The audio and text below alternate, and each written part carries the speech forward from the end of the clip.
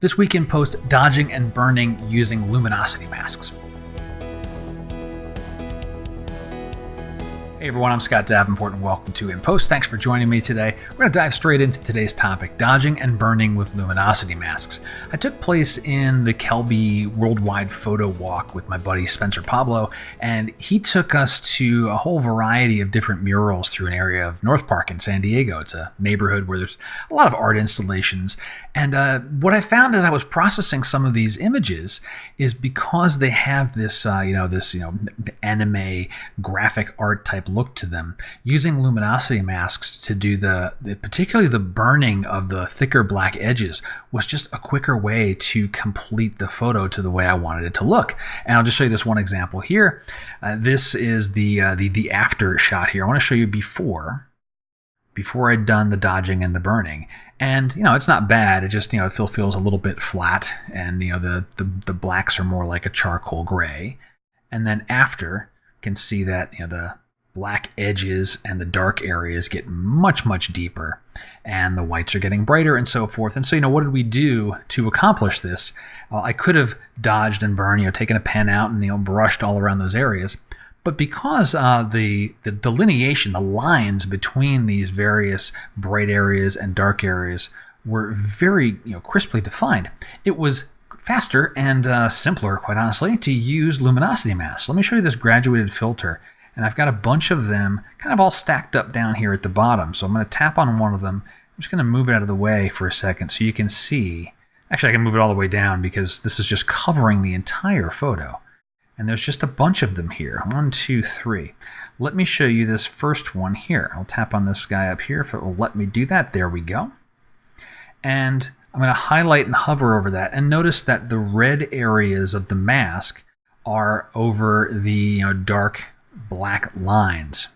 And what we're doing here is, if I hit this and let's press the O key so that mask stays on, over here we can see we're doing a typical burn, right? Just a standard thing that comes with Lightroom. Lowering exposure, and then just limiting the range using a luminance mask, a luminosity mask, to just the very shadowy areas. And then I work visually, right? I'll adjust the smoothness to change how much or how little I want of that dark shadow area to get adjusted by the mask. Same thing for these others. This next one here, I'll tap on that, and we can see this is more targeting kind of the, this is more of a color mask actually. Let me show you what I did here. This was actually kind of fun. So let me turn off the mask overlay. And if Lightroom would catch up, come on. So this one here, the black areas had been taken care of by the first luminosity mask. I wanted the grays to get a little darker as well. Notice some of the shading here that this artist has done. This part here is really dark, but then there's some shading gray. Think of like shadows, right? Same thing here. We've got a shadowy, dark area, but then this very thick black edge. I wanted to get these deeper as well. Now, I could have tried using a luminance mask or a luminosity mask, but this one here, I turned the mask overlay back on. It made more sense to use a color range mask. Just took the picker, grabbed a piece of this gray area, and then just adjusted the amount so that it would limit how much of the grays to adjust. And in this case, again, I was darkening those with a burn. The last one down here at the bottom, it's for the bright areas, the white areas. I'm going to press the O key again to turn off that mask, and you can see that it's affecting the face, this helmet, this character's hands over here, all of that stuff. I'm just increasing exposure on that. Again, I used a color mask on this one because it was just quick and simple to pick this brightish white color here and let the color mask do its job. So luminance masks, color masks, when you're using blacks and grays and whites as your color, they kind of work like luminosity masks as well. But it's a really good way to quickly do a dodge and burn and have a little more control over the type of contrast that you're adding into your scene. The tip of the week, if you couldn't guess it, is to use luminosity masks for dodging and burning.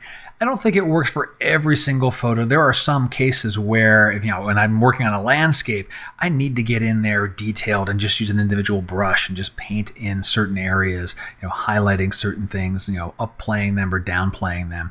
But for other scenes, you can quickly do a dodge and a burn using those luminosity masks. It's very easy to work visually, and it doesn't matter if you're in Lightroom, you're in On1, you're in Photoshop, you've got these things available to you. So go ahead and use them. Take advantage of the tools, make your processing work that much easier. That will do it for this week's In Post. Hope you've enjoyed it. If you did, please let me know somehow. Share the video with a friend. Leave a comment below. Got questions about photography? Always want to hear from you. Comments below are great, or you can send them to me through my website if you want to keep them private. Until next time, my name's Scott Davenport. Happy shooting.